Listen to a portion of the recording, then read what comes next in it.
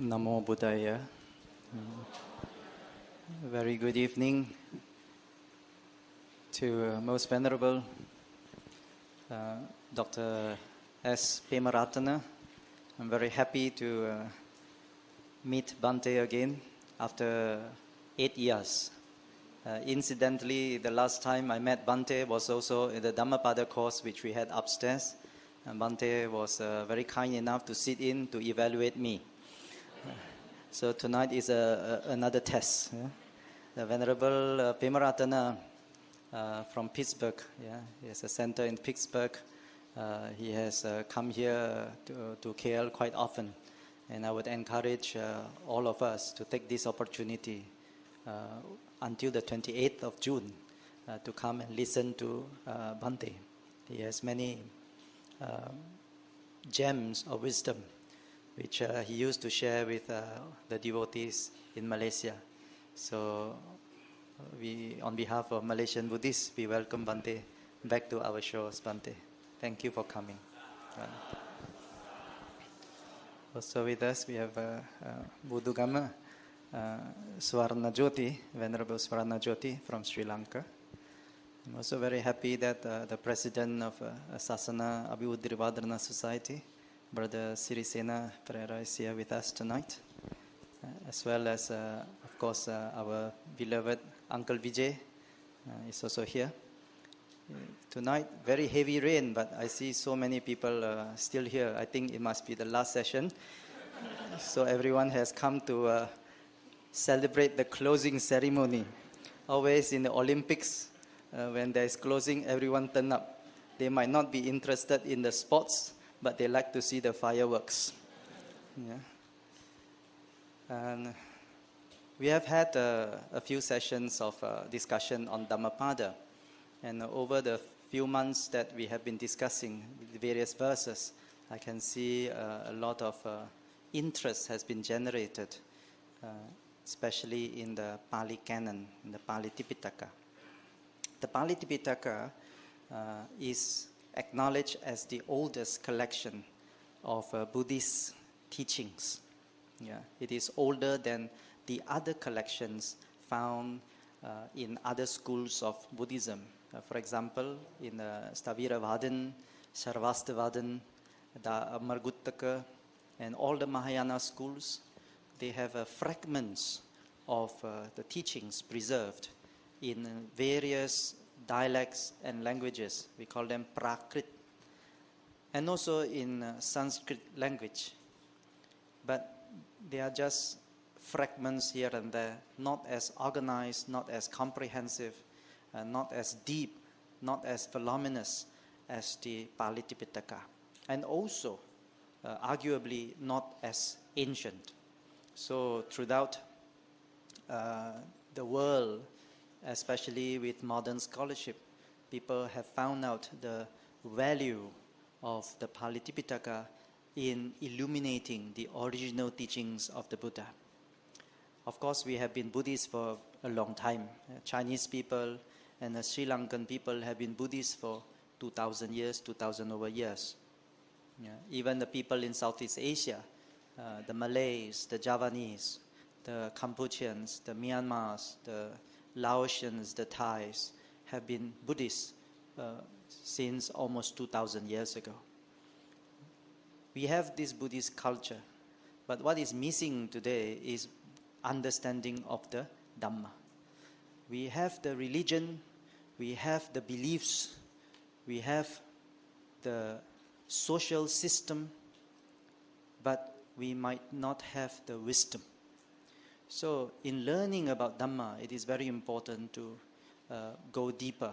And with good teachers coming to Malaysia, especially Venerable Pemaratana is here, Venerable Dr. Punaji is here in this temple, we have to make use of such good teachers to deepen our own understanding of Buddhism.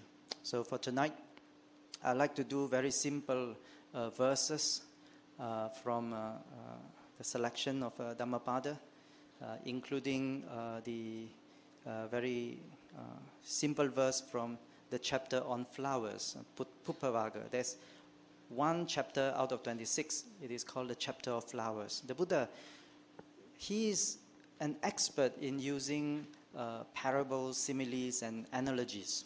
And the Buddha tells a lot of stories. And the Buddha uses common day themes. Yeah? For example, he spent a lot of time in the forest or parks or groves. And in the groves, there are fruits, there are trees, there are roots of trees, there are small ponds, grasses, and not least flowers. So the Buddha would use all these things in his teachings. Yeah? Much like the forest monks would use things that you can commonly see in the village or forest as the themes of their teachings. And one chapter is called the chapter on flowers, the Purify. So this verse 51 and 52 is from there. So let's, as usual, look at the Pali first, and then the English translation, and then the occasion. When did the Buddha say this, and what did he mean? Okay, so first we learn the Pali, then the translation, then on what occasion the Buddha said it, and what did he mean by that. Okay, verse 51. Yathapi ruchirang pupang vanavantang agandhakang evang subhasita vacha aphala hoti akubbhatu. Yeah. You want to try that? Yeah, together. Yathapi ruchirang pupang vanavantang agandhakang evang subhasita vacha aphala hoti akubbhatu. The meaning is such in English: as a flower that is lovely and beautiful, but scentless, even so fruitless is the well-spoken word for one who does not practice it. Let's look at the other verse also, because it's connected. It was spoken on the same occasion. Yathapi ruchirang pupang vannavantang sagandhakang evang subhasita vacha sapphala hoti sakubbhatu. Together then. Yathapi ruchirang pupang vannavantang sagandhakang evang subhasita vacha sapphala hoti sakubbhatu. As a flower that is lovely, that is beautiful, and also laden with sweet scent, even so fruitful is the well-spoken word for one who practices it. So these two verses are very similar, only changes in a few words, but the meaning is just the opposite.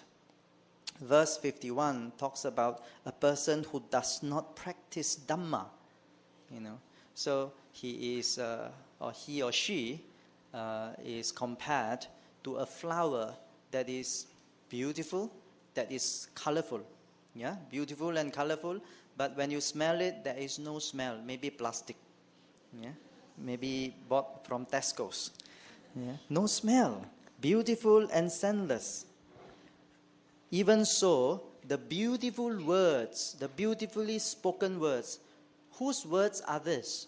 Whose words were spoken here? It was the Buddha's words. Yeah, our words are sometimes beautiful, sometimes ugly. Yeah, our words are of mixed beauty and mixed ugliness. But the Buddha's words are always beautiful. So it is well spoken. Yeah? Not only well spoken, but to our benefit were they spoken. And not only that, completely well spoken or comprehensively spoken. Swakato Bhagavata Dhammo. This teaching is comprehensively, completely, deeply taught by the Buddha. There is nothing lacking in the teachings of the Buddha for the sake of liberation. We don't have to look outside what the Buddha has already taught to find liberation from suffering. Liberation can be found within this Dhamma. Yeah, this is what is meant. So, here we can see that even though the Buddha has spoken, the Dhamma very well, very comprehensively. He has taught it out of compassion for the welfare and happiness of many, for our liberation. But we may not understand the teachings of the Buddha if we do not practice it. Yeah? So it happened on one occasion. This story, it's connected stories. Because the Buddha's life is connected from day to day, right? Day 1 is connected to day 2, week 1 is connected to week 2, and month by month, year by year, the Buddha's life, just like our lives, was evolving. So one day at Savatthi, he was talking to some lay people, and among them there was a man called Chattapani. Chattapani was a very knowledgeable person. He was one of the Aryans. He was a minor saint, maybe a Sotapat. So he knew Dhamma very well. At the same moment, they announced the arrival of Sri Patuga Baginda Maharaja Pasenadi. Yeah. At the same time, King Pasenadi arrived. So when he came in, that was when Pasenadi was younger. When he was younger, of course, the way he carried himself, everything was different. He didn't have much Dhamma. He didn't have much humility also. So when he came with the regalia of a monarch, and then some people stood up, except this man sitting just in front of the Buddha. He saw, oh, the king is coming. Should I get up to welcome him? Then I'm showing disrespect to the Buddha. Anyway, the king is junior compared to the Buddha. Junior means junior in spirituality. He might be the most powerful man in Kosala, but he is powerless against his own defilements. The Buddha has no temporal authority, but the Buddha has total liberation. He has power over mind, matter, everything. The Buddha is supremely powerful being. So he didn't get up. So when the king came, he nodded to here and there, saw all the Brahmins and the rich people and all the ministers. They saluted the king, except Chattapa. He didn't get up at all. So when the king saw this man's behavior, he was very displeased, to say the least, unhappy. Buddha knew the king's response and reaction. So after the king was seated, Buddha immediately pointed out, you see this man sitting here? He is a wonderful person. He is so knowledgeable. He knows the Dhamma so well. As a lay person, he is a role model for others. And keep on praising him and saying how much he understands the Dhamma, how deep his conviction, how well did he practice. And the king, instead of getting angry at first, unhappy, after hearing the Buddha praise and praise and praise and praise, the Buddha seldom praised so effusively. So after hearing that, his anger towards that man dissipated. Yeah. So when he went back to the palace, he faced some challenges. You know, the king has many challenges. No? Outside the palace, he has to face the whole world, his citizens and neighboring countries. But inside the palace, also many challenges. Yeah. So you go to the office, you face the challenge at work. You go back, you face your family, you face your wife. But the king was worse. He had to face his wives. Yeah. Wives, my goodness. And the wives, not so easy. Yeah, not so easy. So it's easier. I was talking to Uncle Vijay just now. It's easier for us to handle a conference of 500 people. Sometimes at home, one person also very difficult. Yeah. You want to moderate a discussion with 500 participants, it's easier. Sometimes with one person, you have no say. Yeah. So the king also faced challenge at home. So suddenly he thought, why not my wives learn some Dhamma? You know, whenever I go to the Buddhist monastery in Jetavana, all the monks, hundreds of them, when they see each other, they keep smiling, they respect each other, you know, they are courteous to each other, they help each other. How come in the palace where they have so many things, all the luxuries and comfort, they have no care for other people. In a monastery, they have nothing. Some of the junior monks don't even have a kuti. They just sleep at what you call the foot of a tree. But they care for each other so deeply. So I better ask my wives to learn Dhamma. So he immediately thought of the man, Chattapan, and then looked out for him and asked his emissary to invite the man, come to the palace and teach my wives. That man very wisely declined. And said, oh, I'm not qualified to teach Dhamma. Why not you ask the Buddha to nominate someone? Oh, very good idea. So he sent a minister, and the Buddha at that time looked around, saw Ananda. Luckily, Bante Pemaratana not there. Otherwise, he said, oh, this one from Pittsburgh, very good. Can go and teach the queens.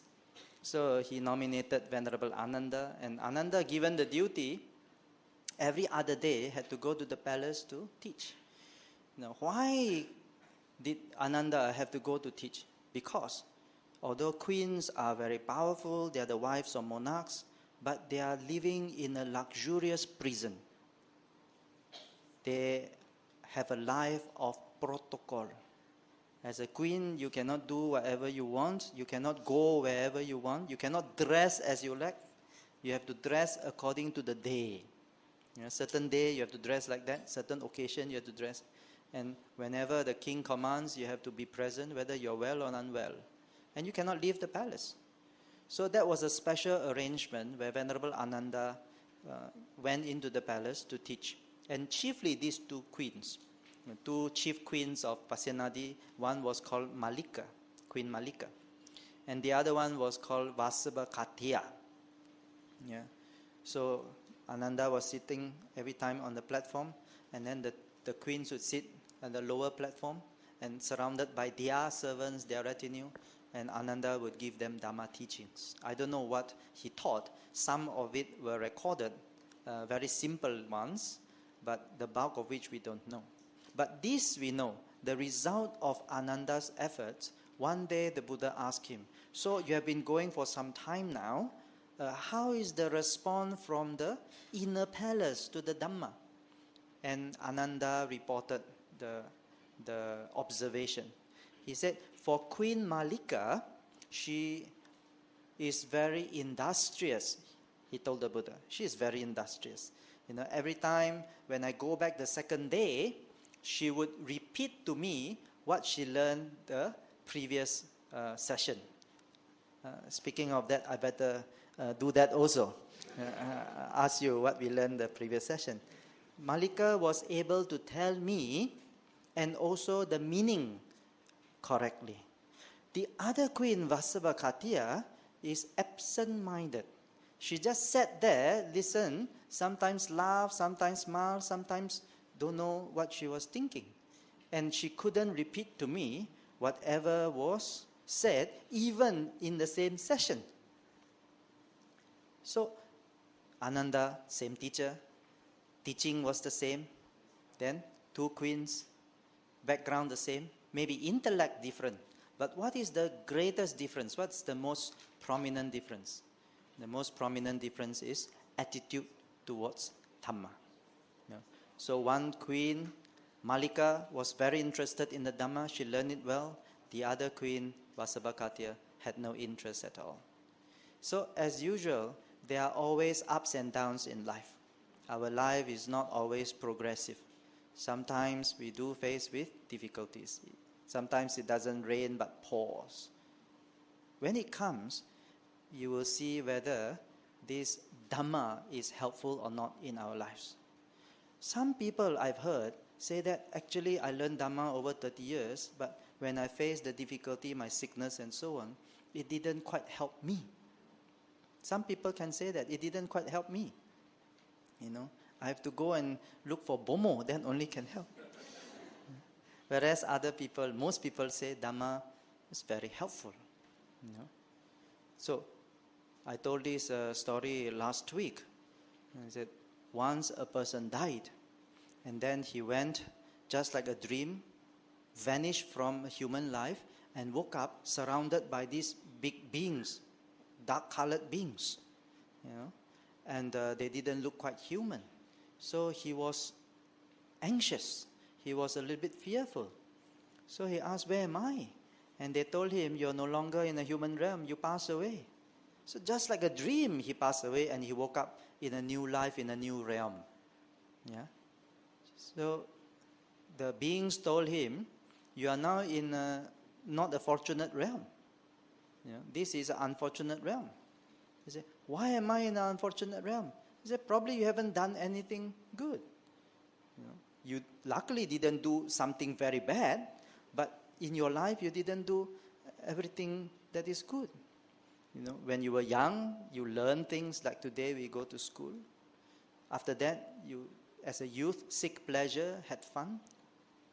After that, settle down, wanting to form a family and work your whole life. And then pension, and then expire. That's how most people go through life, correct or not? You work so hard, acquire. Sometimes helping others, do a little bit of dana here and there. But most of the time, it's helping ourselves, not helping others.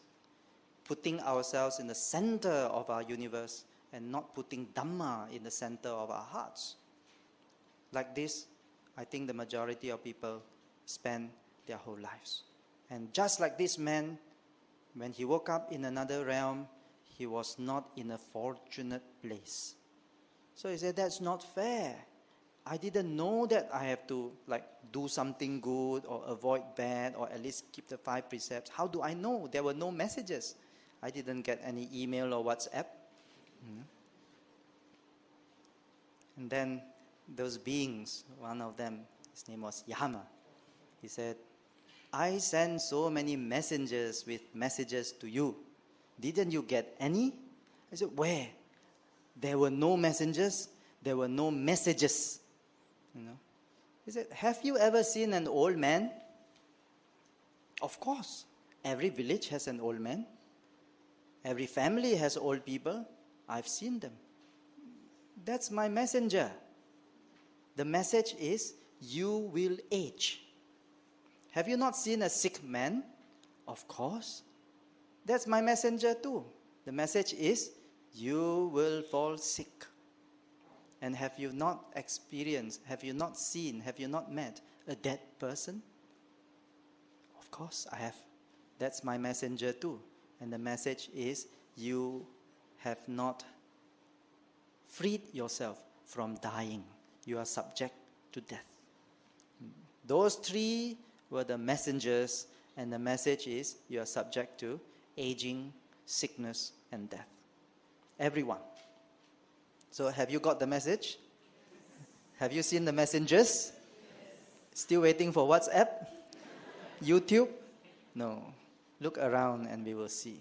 Sometimes people who are old, not only physical health affected, mental health also affected. When mental health is affected, sometimes very sad, sometimes no spirit, sometimes empty, sometimes a lot of dissatisfaction, a lot of petty things, but all add up. We become very negative, very stressed, distressed, and depressed. That's why so many people are studying psychology now. Why? Because it's a major problem. Not just in developed countries, but also a major problem in this country. A rough estimate, they say, in every 3 Malaysian, 1 is having mental problem. So if your row has 3 persons, you look around left and right, 1 of you must be mentally unwell. That's the statistics.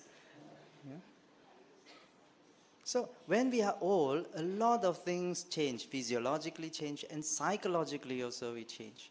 And if we haven't learned any Dhamma, if we don't know any better, we cannot make use of the Dhamma to alleviate our situation. We cannot make sense of our situation, and we become quite sad and depressed. It happens. Right? So this man who died, who woke up in a different realm, although he had seen old people, sick people, and even dead people, He didn't know, he didn't reflect that I will one day grow old and I will not have time to practice Dhamma and to do good and to change myself over.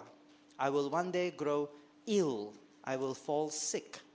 And when I'm sick, I can never do any service to others. I have to depend on other people's service. When I'm sick, I'm weak. My mind is not composed enough. If I don't practice calmness now, I probably would not be able to practice calmness when I'm on my sick bed. And if I'm dead, then that's just too late. So, although we have seen that in our lives, right?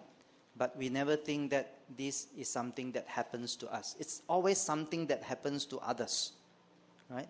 Aging, oh, I'm okay one, I never think that I should be practicing Dhamma or learning Dhamma in the first place. So therefore, in this case, the two queens, one Malika, although she was still young, but she was very diligent.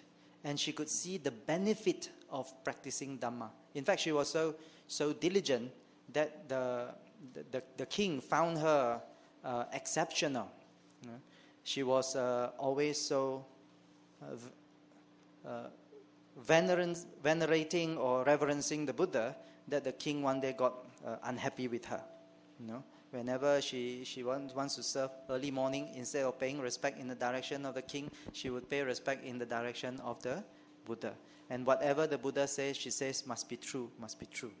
So sometimes the king didn't understand why whatever the Buddha says is true, because the king didn't have as much wisdom as the wife Malika. Sometimes he took exception to that.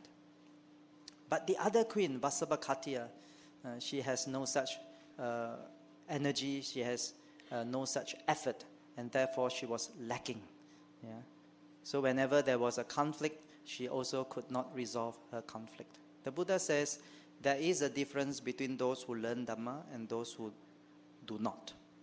And there is a big difference between those who practice Dhamma and those who do not. How can there be no difference?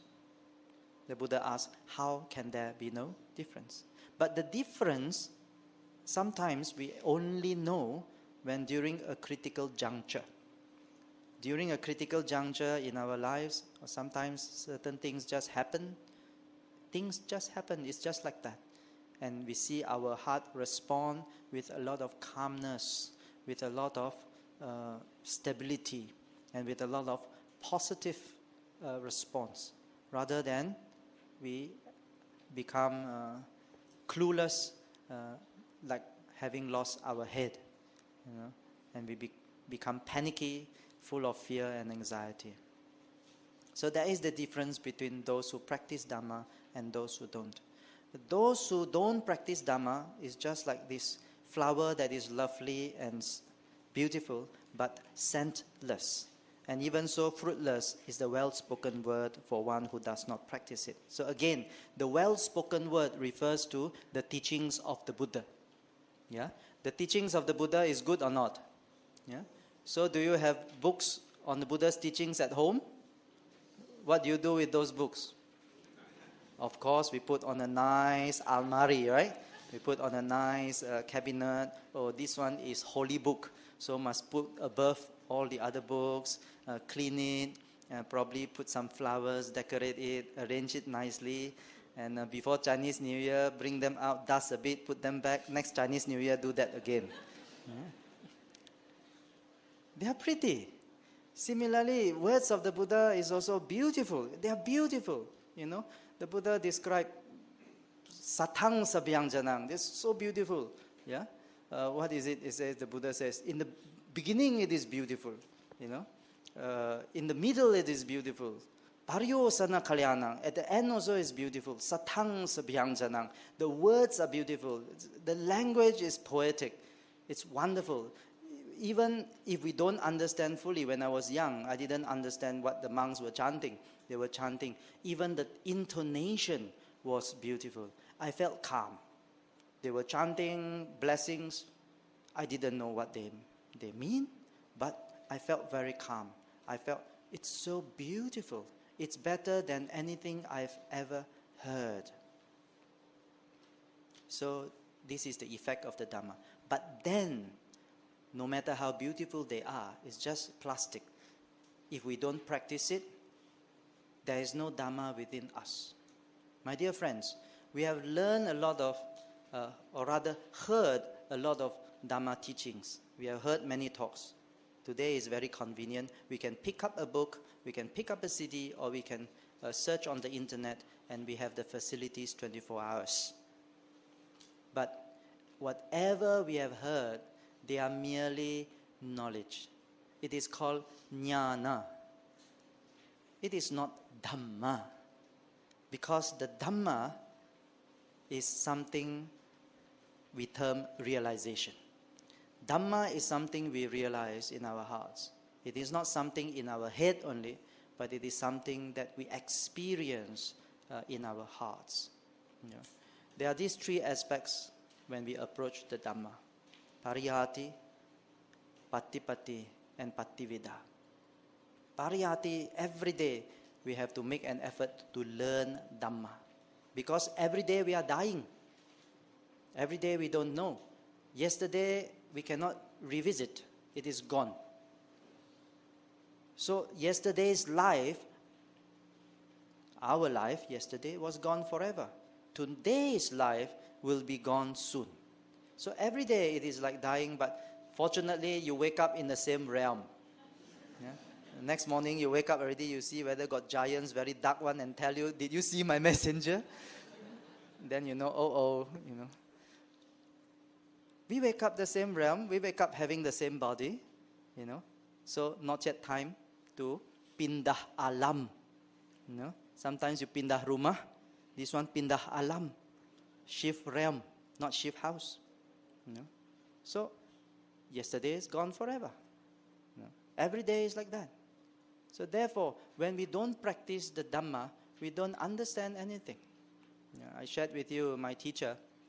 One day there was a man who had obtained his diploma and masters in Buddhist studies.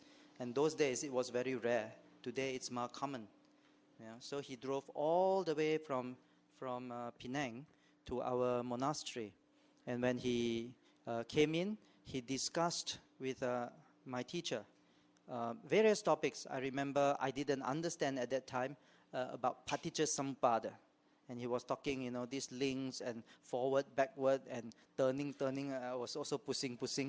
I also didn't know what they were talking about. But I remembered what my teacher said. My teacher just said something which struck me until now. And he told the man politely. He told the man very gently. He told the man out of compassion. He said, all this means nothing if you don't practice them. It means nothing because we don't understand them. We don't thoroughly realize their import, their importance, or their efficacy. I remembered those words of my teacher. He said like that to the man.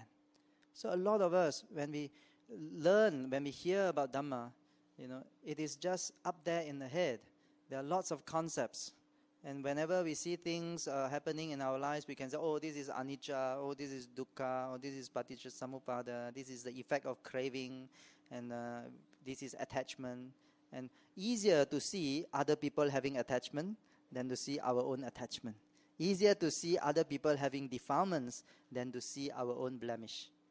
You know? But it means nothing if we don't put it into our own daily practice. So when we don't have this daily practice, we are just like a flower also. We are parroting the words of the Buddha, parroting what the words of our teachers, but without fully comprehending them, without really understanding them. So just like a flower that is full of color but no smell one, it is plastic. Buddha said, Bahum piche saitam basamano na takaro hoti naro pamato. Goppovo ghavo ganayang parisang na bhagava samanyasa hoti. He said, if a person knows a lot, all this is called jnana, knowledge. But when we haven't practiced them, we don't realize anything. There is knowledge, but there is no realization. Similarly, when there is no realization, there is no fruit. There is no fruit of realization, which is peace, tranquility, wisdom, and insight. So the Buddha says it's still empty. Yeah. So similarly here the Buddha says, for one who does not practice it, it is fruitless. The Buddha didn't say that practicing Dhamma is fruitless or Dhamma itself is fruitless. The Dhamma itself is Dhamma. Practicing the Dhamma is fruitful. But if we don't practice it, we just listen or we just discuss, but we forgot to reflect and apply, then it is fruitless. It is just like a person learning about pharmacology, learning about medicine. Some people are quite good. I don't know how they learn, how they memorize. They say, you have gout. You take these 3 leaves, you chew, and then you take those leaves, 7 leaves, you boil them for half an hour. From 3 cups become 1, and then every 3 weeks you do this, and then it's like that. We have this kind of knowledge. We may know a lot of medicine, we may know a lot of plants with medicinal values, but knowing them is not the same as curing our disease.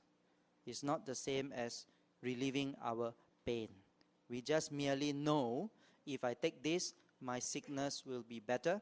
If I do that, my pain will be relieved. Knowing itself does not cure our sickness, does not relieve our pain. How do we relieve our pain and cure our sickness? It is by applying what we know, the right knowledge, but apply it by taking the medicine, we are cured. Our pain is relieved. Dhamma is the same thing. Dhamma itself is potent. Just like all those medicine and medicinal herbs, they are potent. They contain medicinal values.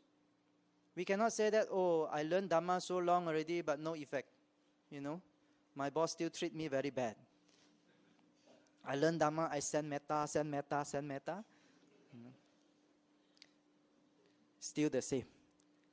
We may not have applied correctly. We have to approach wise teachers, discuss with them. What is the proper way to approach Dhamma? The Dhamma can only be seen if we approach properly. Dhammo ehi pasiko. We have to come near to investigate, then only we can see. It is just like from far, you can see this building, this P.H. Henry Hall, this Wisma Dhammacakra, we can see from far. But you don't know what is inside the building. What is here? We don't know if we just pass by from outside. We have to come in, walk inside, step inside, then only we can see, this is the content. Similarly, the Dhamma. We cannot see from outside. We have to practice it. This is the correct approach. And then only we can see, this is the content of the Dhamma. And this gives us some insight into how to apply the Dhamma properly. Yeah? So when we learn every day, remember to approach the Dhamma with pariyati. Learn something about the Dhamma. Yeah, we can learn from listening, we can learn from reading. After we have learned, we have read, we have listened, go discuss with wise teachers, or at least find wise companions, not talkative companions, but wise companions, and discuss what we have learned with them. Then apply it in our daily lives. Be patient and see how they turn out. And then we realize certain insights that is beautiful. We always can realize that. For example, we were talking about purity just a few days ago. One of the essentials of Dhamma practice is not how much we do. Yeah.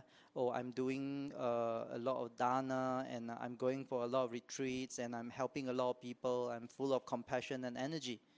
But the essentials of Dhamma practice is about attaining purity. Yeah. The Buddha said, purify one's own mind. This is one of the objectives of Dhamma practice. We can do a lot of things, but if we haven't purified ourselves, our virtues are not established, then we cannot live life free from remorse. Now suppose we keep 1 day, 1 night, 2 days, 2 nights, 7 days, 7 nights. In a retreat, for example, we can do that. We have not transgressed the precepts, and we have not had greed, avarice, enmity, ill will, anger towards anyone. It's very difficult to be angry in a retreat if we train ourselves well.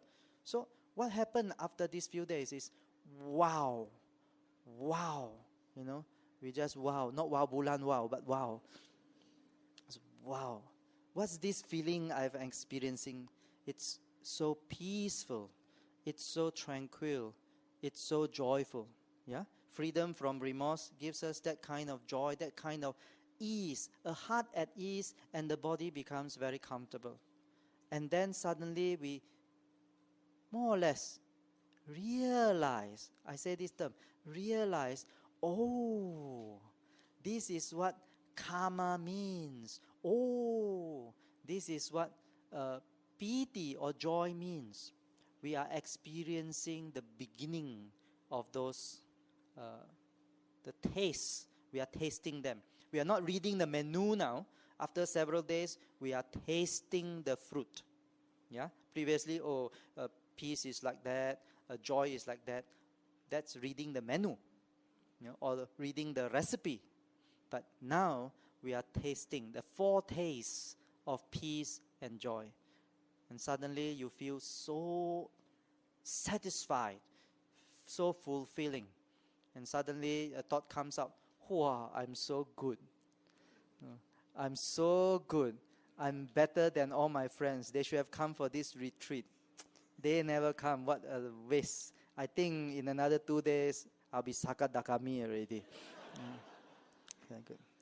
And suddenly you realize, oh, that's conceit. You realize that that's pride. Oh, so you quickly abandon.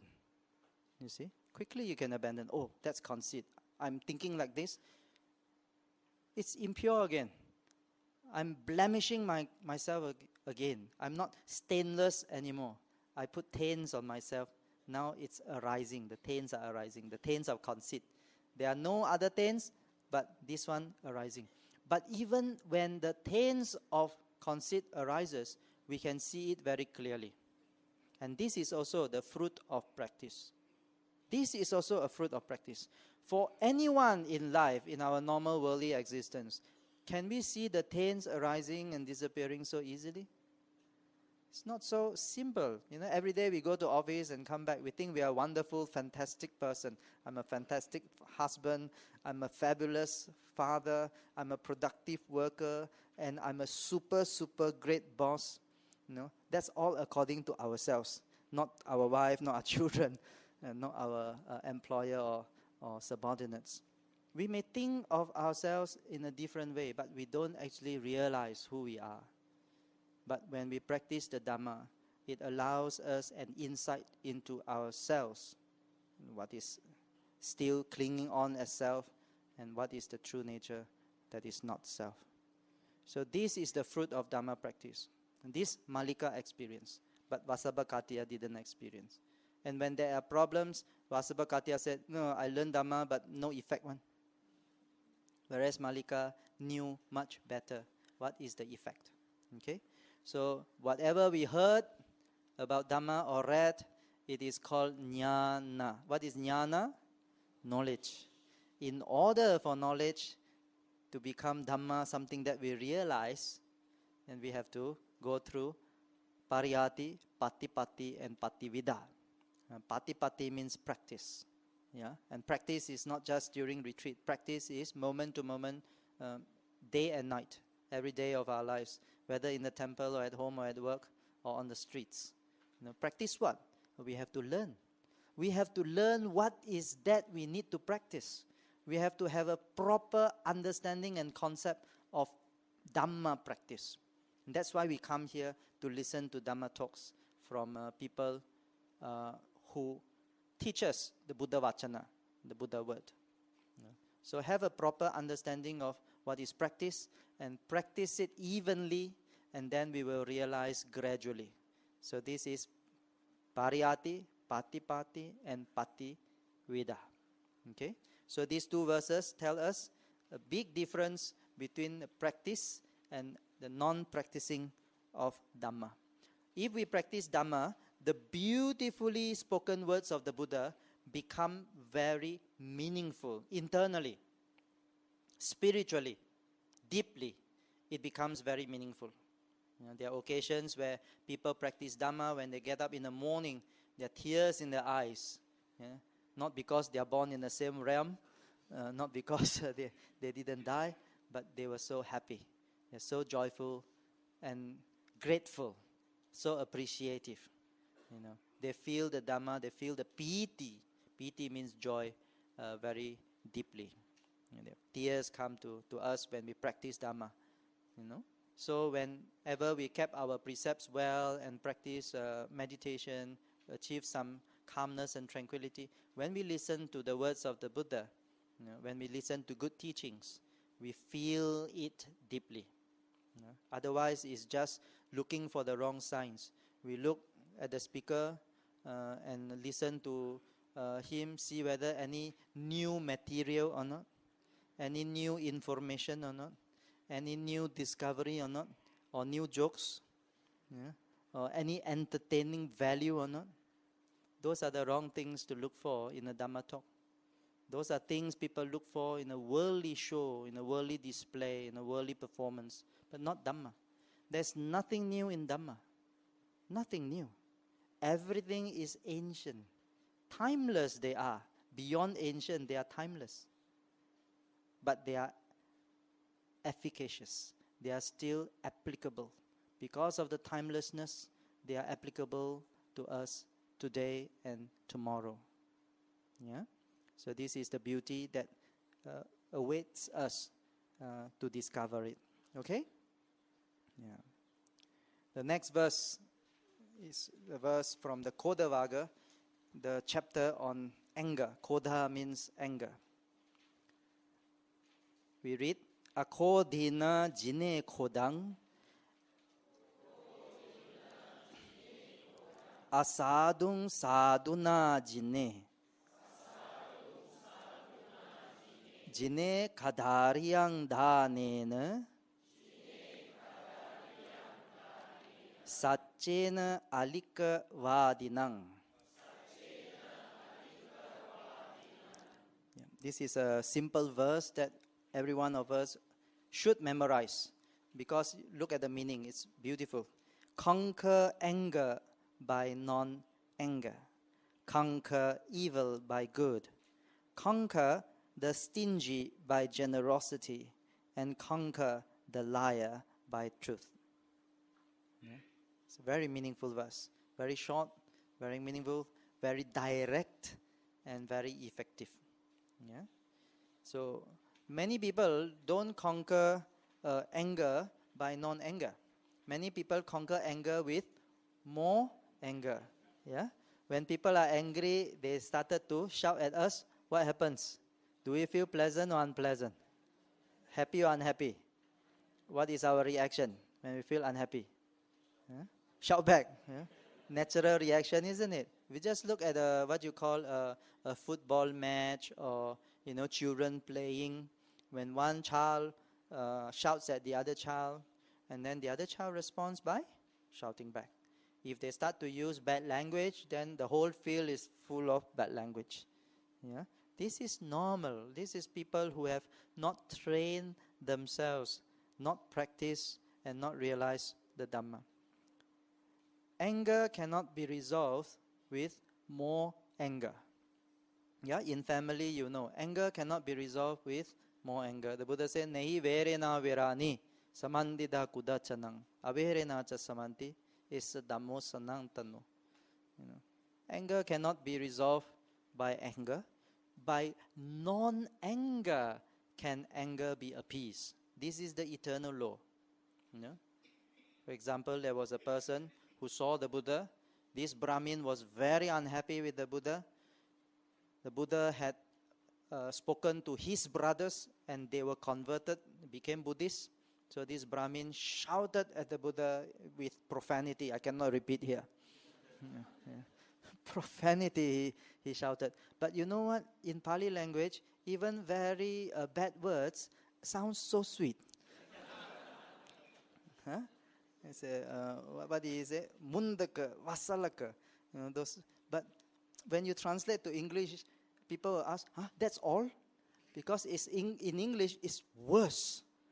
Yeah, in any language, it's worse. So in Pali, even you scold people, you consider very rude, it's still very sweet by today's standard. So he scolded the Buddha this way, and the Buddha was very patient, and the Buddha spoke nicely to him. Yeah? Buddha said, have you ever had your relatives come to your house, what would you prepare for them? Oh, the relatives come, I'll prepare food and drinks. And supposedly they say, oh, no, we already had our fill, we don't need food and drinks. What will you do to the food and drinks? So, well, I can't throw them away, I'll just consume it myself. And then similarly, when I've arrived here at your place, and you gave me all this barrage of profanities, I have no use of this. You can use it yourself. But it wasn't what the Buddha said only. It was how the Buddha said it. And the Buddha said it in such a Buddhistic way. Yeah? He said it in such a wonderful, calmly, serene, and compassionate way that this Bharavaja, this Brahmin, had shaken knees. And he said, this man did not get angry at all. In fact, he spoke in such a reasonable way that appeals to my reason. Had the Buddha used back bad language, yeah? Oh, you think you are the only one who knows profanities? I'm expert in Pali language, And what would happen? They will be very, very unreasonable, unresponsive to reason, beyond reason, no wisdom, no insight, no peace, no calmness. In fact, accumulating bad karma. So a lot of people are like that. The Buddha said, charanti bhala dumeda amitta neva atana. They go about their daily lives being their worst enemies. Yeah, you think, oh, this is my enemy. Oh, that's my enemy. I don't like this person. I don't like that. But such foolish people go about their daily lives as their own worst enemies. Why the Buddha said like that? Why are they the worst enemies? Because who accumulates unwholesome deeds? Who does unwholesome deeds? By ourselves or others do for us? Can others do unwholesome deeds and at night call and say, hey friend, I transfer to you all my bad karma today. I accumulated a lot of bad karma, I transferred to you. Can anyone do that? The Buddha said, Sudhi asudhi pachatang. Purity or impurity depends on the individual. So a person with little wisdom, no wit, no understanding, he goes around doing things to his satisfaction. So if people scold him, he scold people back. And in order to prevent people from scolding him tomorrow he scold people first. He wants to win. It sounds familiar right nowadays. You can see on the news every day. Attacking. The Buddha says such foolish people are their own enemies. How can an enemy wish another enemy well? An enemy sure wish the foe not well. But by so doing, so unwholesome in behavior and in character, he accumulates all the seeds of suffering. He is planting all the seeds of future suffering. How can he then wish himself, may I be well, may I be happy, may I be free from harm and danger, if he goes on doing the unwholesome?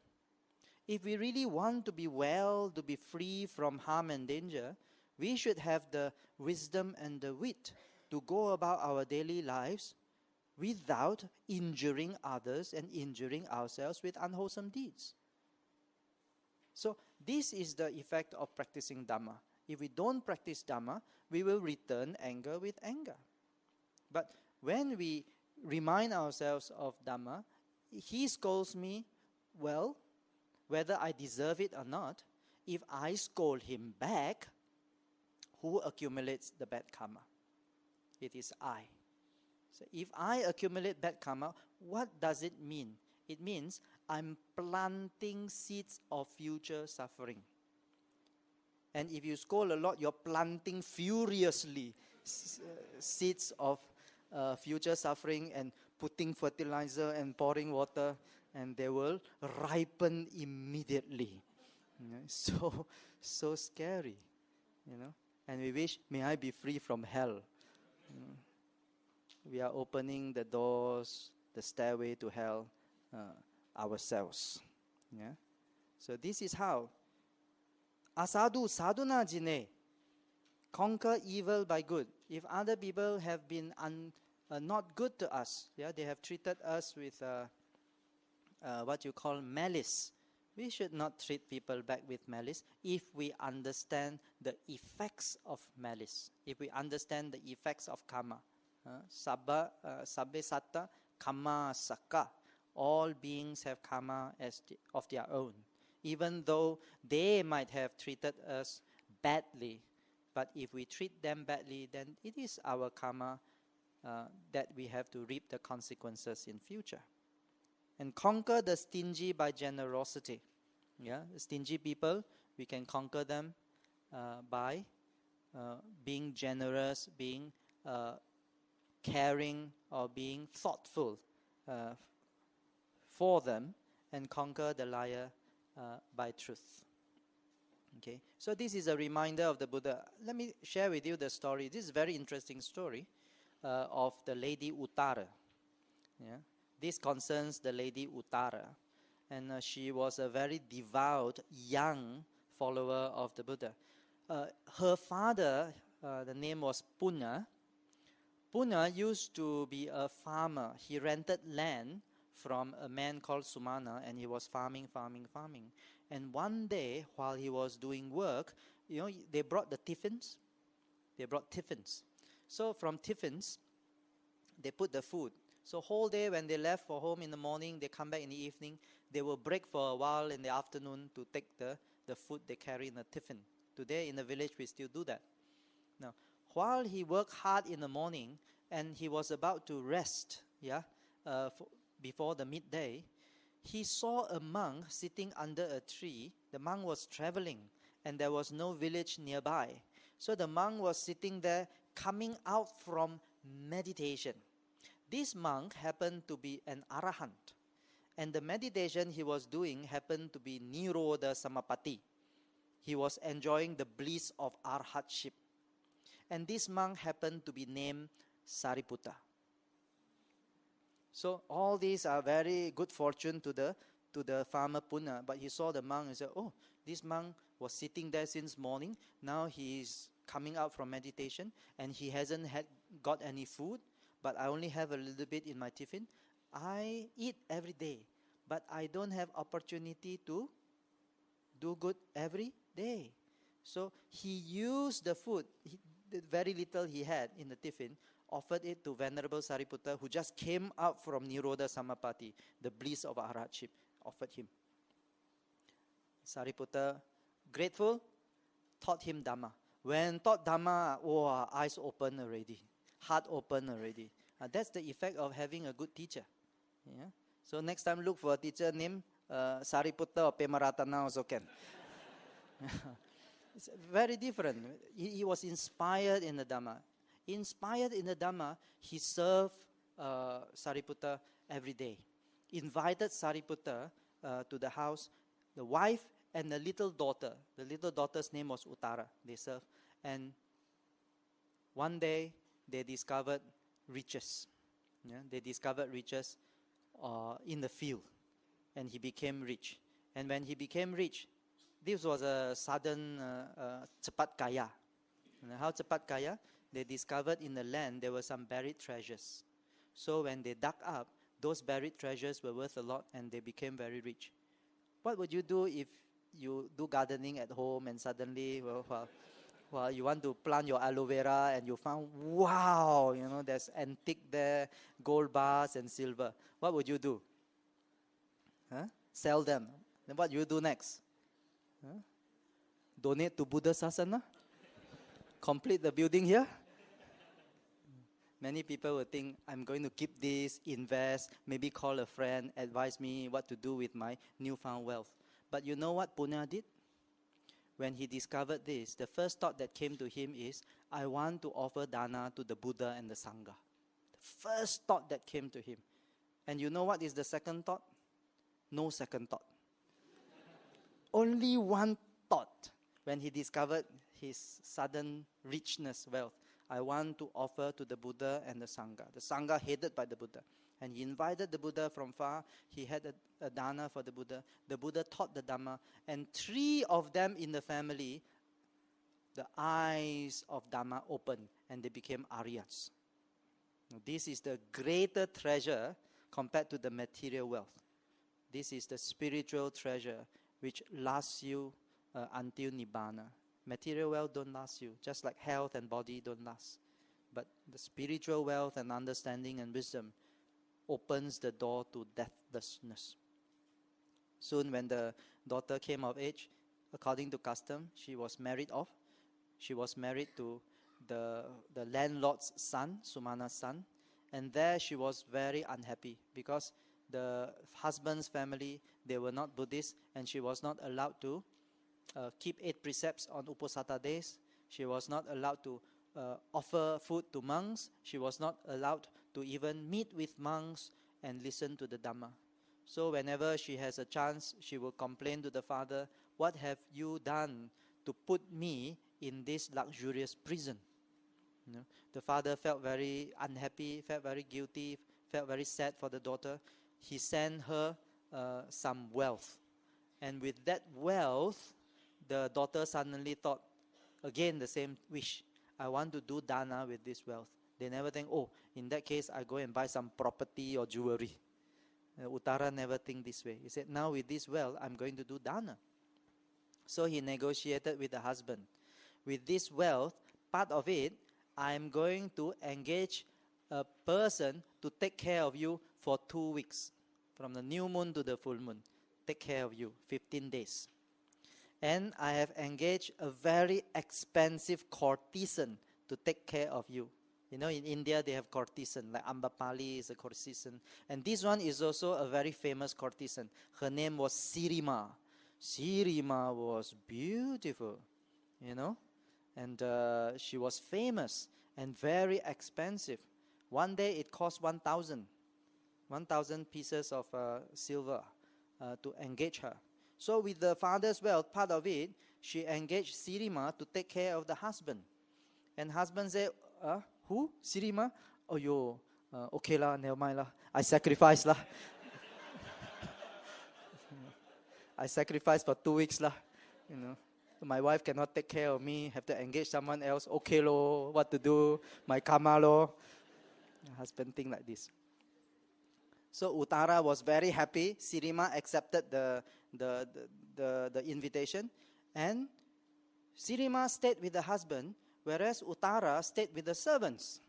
She dressed in a very simple way, keep 8 precepts, and every day, you know, busy herself in the kitchen, chop the firewood, cook herself, all the soot and the ashes, all the oils on the splashes, and she served the monks who passed by the house with her own hands. So after 1-2 weeks, the husband one day woke up, looked out the window, across the courtyard, saw the wife there, you know, busy, sweating, wiping away her sweat and her soot and her whatever. Smile at her, thinking, look at my little wife, you know. All this luxury with all servants at beckon, don't want to enjoy. She doesn't know. She's looking for this type of suffering, you know. And shook his head like that while smiling, you know. Although she's busy there, but she looks very, very pretty and looks very, very virtuous. The husband actually appreciated that. Sirima at the time also came out from the room, looked at Uttara's husband and saw him looking out of the window, smiling. She went to the window and see, what are you looking at? And he was looking at his own wife, Uttara. But at the moment, Sirima got very jealous. She had forgotten her own status. She is only temporary, part-time. After 2 weeks, she thought she's permanent staff and permanent wife. You know, very happy 2 weeks, you know, enjoy.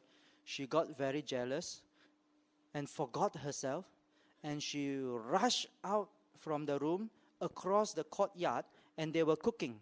There were several pots cooking. Some are cooking dal, some are boiling water, some are boiling oil.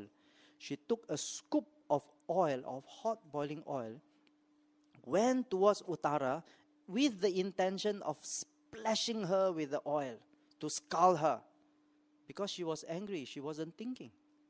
A fit of jealousy. Uttara saw Sirima rushing towards her, scooped something, coming towards her, and Uttara was smiling. Because of this lady, I have 2 weeks opportunity to do good, to keep the precept, to live the religious life. I'm so grateful towards her. You see? 2 ladies, one approaching the other, the mind can be so different. One with Dhamma, one with anger. Okay.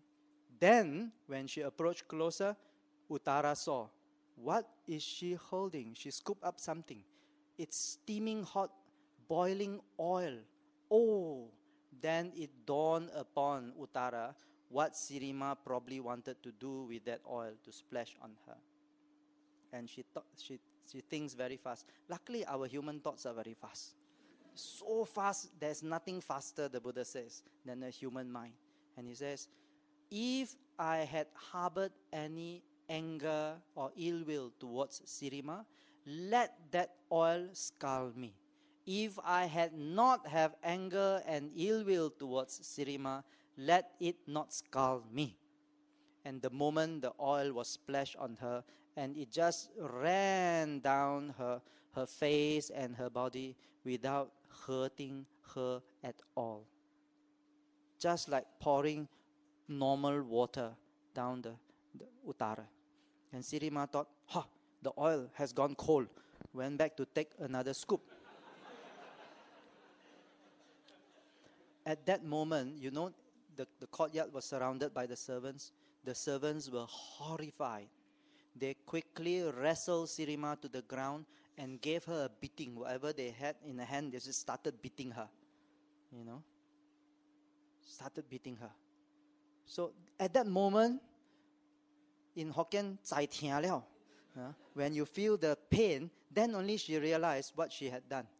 In a fit of anger and forgetfulness, she had forgotten her place, that this is the real wife and mistress of the house, and she was just employed temporarily to replace her for 2 weeks. She had completely lost her mind. The moment she had fear, anxiety, and worry, when the servants started beating her, and it was Uttara again that went there and stopped everyone and shielded her and said, are you all right? Got her up, set her on the floor, and asked, bring ointment, bring this medicine, and applied the ointment. At that time, Sirima burst out crying and said, oh, mistress, oh, Lady Uttara, I'm so sorry. I lost my mind completely. I didn't know what I was doing. Please forgive me. Please forgive me. Please forgive me. And Uttara said, well, I don't know what to say. But I have a father. And if my father forgives you, if he advises me to forgive you, I will. Oh, in that case, I will go to your father, the gentleman Punya, and ask for his forgiveness from him. He said, I don't mean my biological father. I mean my Dhamma, spiritual father, the Buddha. If the Buddha advised me to forgive you, I will forgive. I don't know what to do. Oh, in that case, I will ask for forgiveness from the Buddha. So it was arranged. Now, one of the reasons in the commentaries, it said that why Uttara was not scalded by it was she was protected by the power of metta. In the Metta Nisangsa Sutta, which we chant during the period, we also recite there are 11 benefits of metta. If you practice regularly, practice well, and develop it to maturity, these 11 benefits we can expect from the practice of metta. Katama ekadasa, what 11? Sukang supati, sukang patipujati, na papakang supinang pasati, and so on. we can rest easily, get up comfortably, and without any bad dreams and so on. And one of the benefits is we will not be harmed by all these attacks, in various kinds, in various ways, with weapons. We will not be harmed. Na kamati, we will not be harmed by all these things.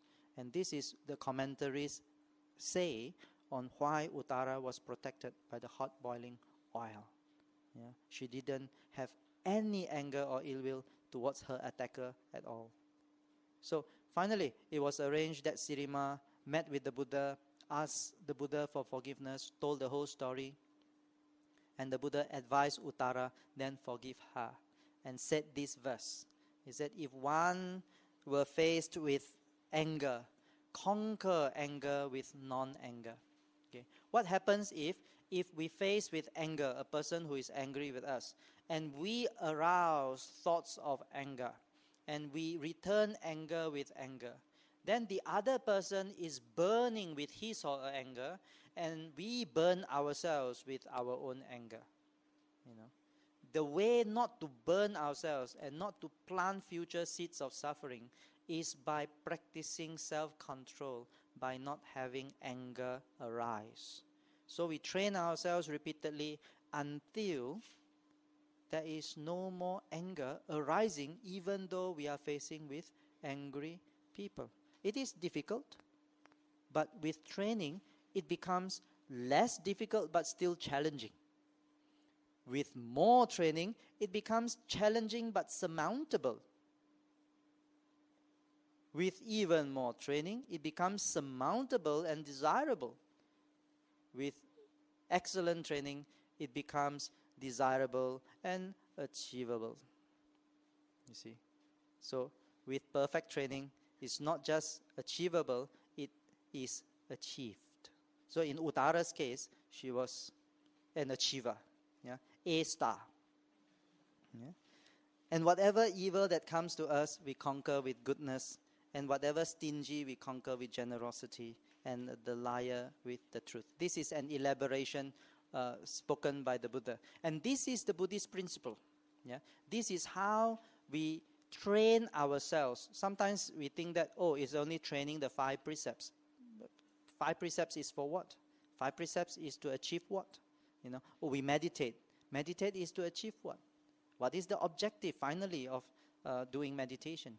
It is to cut away the roots of unwholesome actions, unwholesome speech, thoughts, and intention. Cut away the defilements, to purify our mind. This is the purpose of Dhamma practice. When we have purified our mind, we find ourselves responding, reacting in a wholesome, noble, wise, and discreet way where we do not plant the seeds for future suffering. We are free from planting seeds, cultivating future suffering for ourselves and others. Do you understand that? Yeah. So this is our principle in practice. How is it important? There's a story to illustrate that. The verse after that, 224, which is not in the notes, it was said that Venerable Moggallana, one of the few monks who had the ability to travel inter-realm. Inter-realm means he was able to see beings from other realms, including fortunate beings like the Devas. So one day he was in view of the Devas, approached the Devas and asked, so do you know how you were reborn in the Deva realm? Can you recall what you have done in your previous life that you are reborn now as a resplendent Deva? And he said, I remembered doing a lot of things, but the main principle I held on to in my previous life was that I always told the truth. Then another person, he asked, also a Deva, and the Deva replied, I remembered I never got angry. I always controlled my anger, my emotion. I didn't get angry. That's why I was born a Deva. And another person said, I remembered being generous. I wasn't very rich, but I was very generous. Whatever little people ask me also, I give to them. Then Moggallana was fascinated. He went to the Buddha, related what he interviewed the Devas. His interview with Devas is very interesting, yeah? I've never interviewed a Deva before.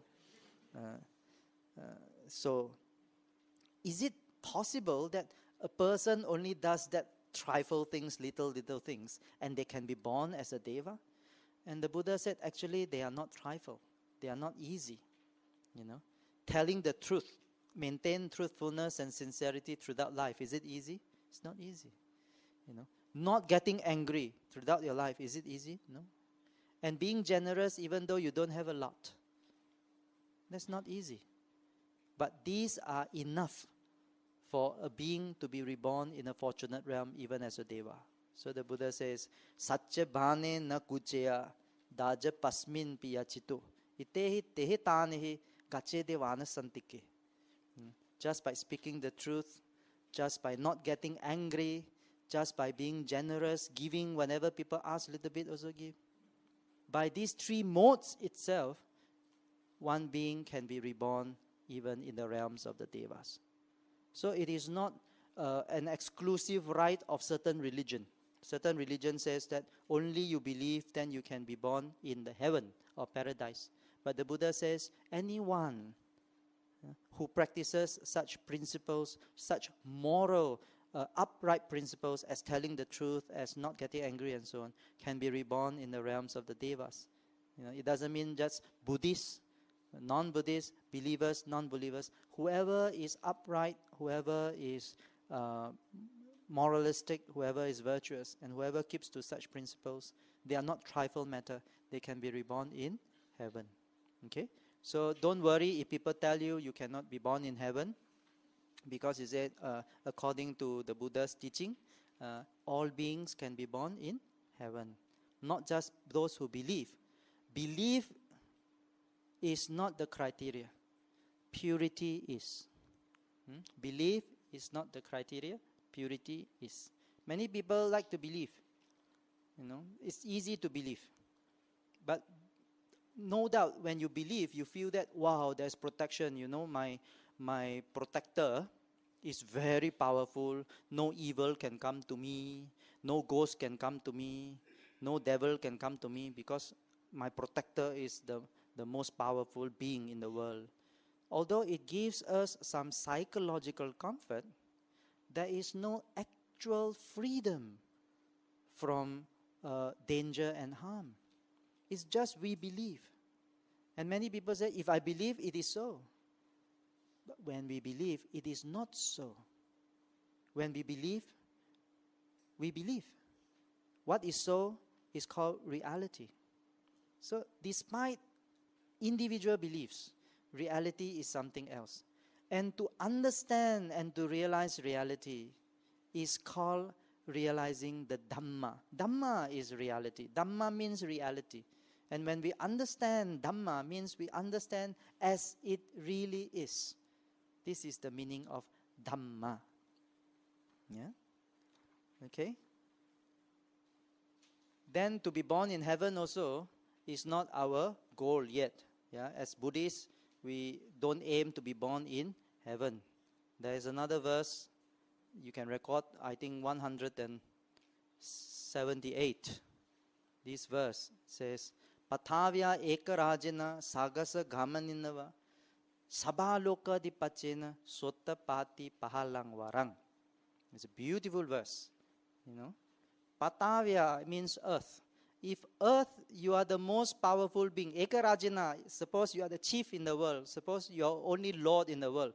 Nowadays, some people think they are the chief in the world. Yeah? They are the most powerful person in the world. Yeah? I don't know who. So what if you are the most powerful person in the world? Yeah? You enjoy all the privilege of your position. Everyone is at your call and beckon. Yeah? Everyone is afraid of you. Everyone has to defer to you. So what?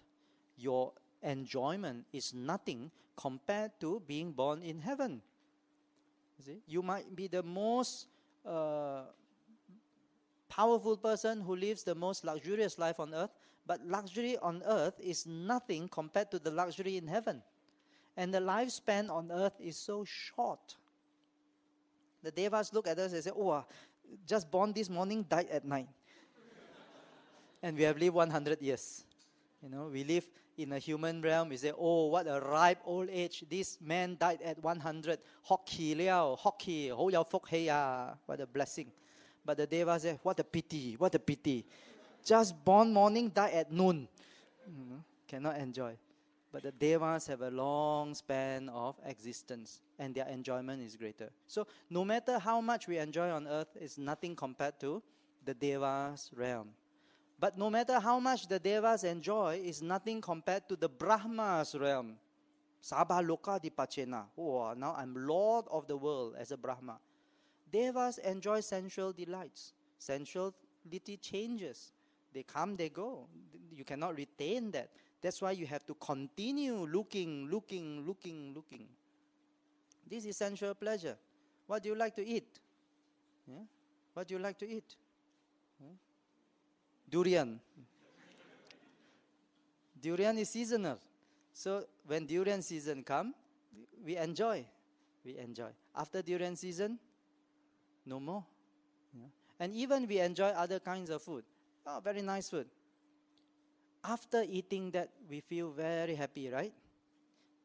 By right, we should stop looking already. We are so satisfied, forever satisfied. From today onwards, I renounce this food, no need already, because I'm completely satisfied. Is that so? No. Immediately after dinner, look for dessert. Just now say very full, now found space already. Got spare room here, spare room there. Never satisfied. This is the nature of sensual world and sensual desires. Never satisfied. There's no one time when we take something, enjoy it already with our eyes and so on, and say that from now on, I need not enjoy with my eyes anymore, not with my ears, not with my sense of smell or taste. From now on, I don't have to look for this kind of enjoyment because I'm fully satisfied. No such thing. And the Devas also are like that. Because they still whirl in the Kama Loka, the world of sensuality, they are not satisfied totally. But the Brahmas are of a different class altogether. Mind is predominant, sensuality is not. And therefore, a Brahma's existence is much more qualitative than even a Deva. But even that pales in comparison to a Sotapanna.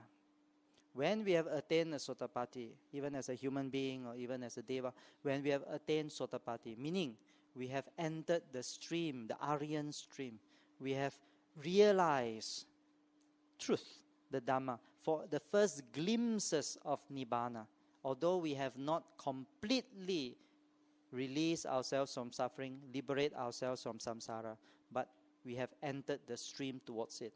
And that is superior to being the most powerful person in the world, being born in heaven, or being born as a Brahma. Because as a human being, as a Deva, and even as a Brahma, you are still subject to samsaric rebirth, redeath, rebirth, redeath. It depends on your karma. It brings you every realm. But as a Sotapat, we are destined to enlightenment. And this is greater than the rest, no matter how powerful, no matter how luxurious the life is. So in order to do that, this is the way. The Buddha says in the last verse 103, Yo sahasang sahasena sangame manusa jine ekanja jayam matanang save sangama juttam. Together. Yo sahasang sahasena sangame manusa jine ekang jayam matanang save sanghama juttam. The meaning, though one should conquer 1,000,000 men in battle, yet he is indeed the noblest victor, he who has conquered himself. Many people think that in order to really enjoy victory, in order to really enjoy the blessings of life, I need to be better than other people, meaning that put myself ahead of others or defeat them, In business, in politics, in sports, in academic studies, you have placement, yeah? Who is first place, second place, third place, who gets the prize, who gets the scholarship. Many people think that we need to always compete in order to be the noblest victor, in order to be the best. But the Buddha, he looked at things comprehensively. And he said, by being the best, by beating others, yet you are not the noblest of victors. You might emerge as the chief in the class or the chief in the school, or even the best, the world record holder. But yet you might not be able to overcome your own weaknesses. Yeah? A world champion or a world-renowned scholar, when they are faced with defilements, anger still arises, jealousy still arises, at night still cannot sleep, at home still quarrel, their own children they cannot manage, their own life they cannot manage, but they are recognized for their worldly success. Oh, my boss, the CEO of the company, of a multinational, everyone respects. Oh, he's a very successful person. But the Buddha's way of seeing success and victory is comprehensive and complete. It is not success that you have over others, but success in overcoming your defilements. When we succeed in overcoming our defilements from moment to moment, then we are a successful person. Then we are victorious. So the victory is not over others, but over defilements. And this makes us noble. And that is why the Buddha says, better than conquering or defeating 1,000 people in 1,000 occasions, so that makes 1,000,000. Better than that is the ability to conquer our own defilements and to conquer our own self, atta, to conquer the ego. When we conquer the ego, there is no suffering. There is no suffering when there is no ego. Ego prevents us from experiencing total peace and release. The ego comes in the way, and then we suffer because of that. Attachment to the self, the view of oneself, of our own importance and our own status, our own existence. All these things, due to ignorance, prevents us from truly experiencing peace and release. So, better than conquering other people in argument is to conquer ourselves. Connected to the verse earlier, when we have argument with other people, others are angry, they shout at us. If we shout back at them, and because we have just had dinner, we can shout louder. They have puasa, I don't puasa, so I have more energy. I shout, and I win, and then I walk out. I'm very, very happy. I'm happy. Just now, I won that argument. I won that quarrel contest. And feel very happy. Not only have we accumulated a lot of bad thoughts and uttered bad speech and bad behavior, all these results in the consequences of karma. Not only that, but when we emerge from that thinking that we have won the argument, the pride, the conceit, the arrogance, the stupidity, the foolishness weighs us down even more. So when we argue with other people, they may win in words, but we may win ourselves. We have to conquer that selfhood. We have to conquer that unwholesome qualities. Then you are the noblest victor. And if you are the noblest victor, you don't go and parade to the person. See, I never answer you in anger. See, I win.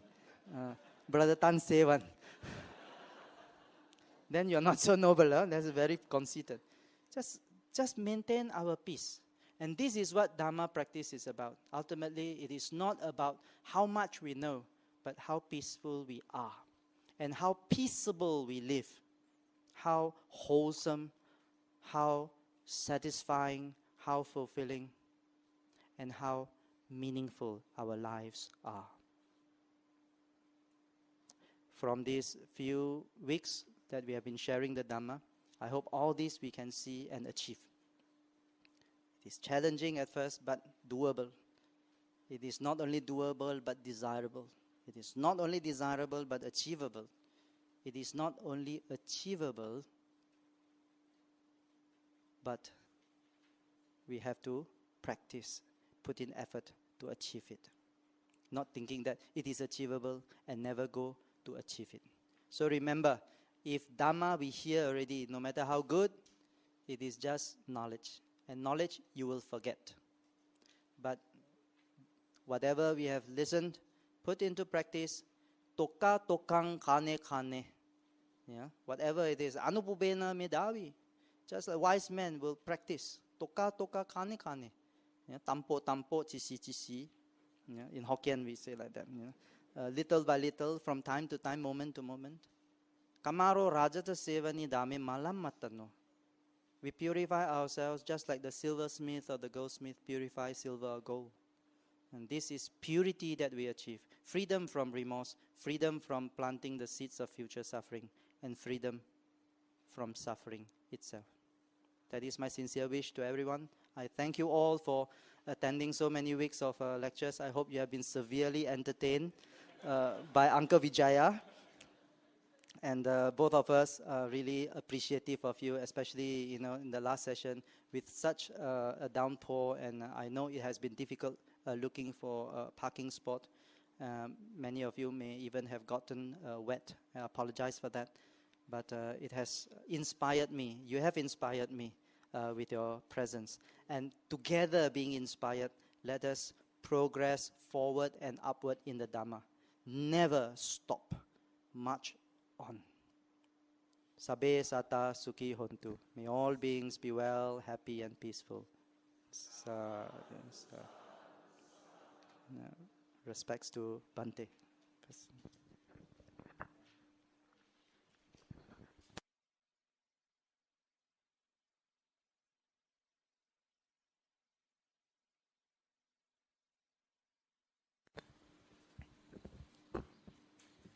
Our deepest appreciation and the highest thanks to Brother Tan for delivering an excellent and well-explained talk. Any questions, brothers and sisters?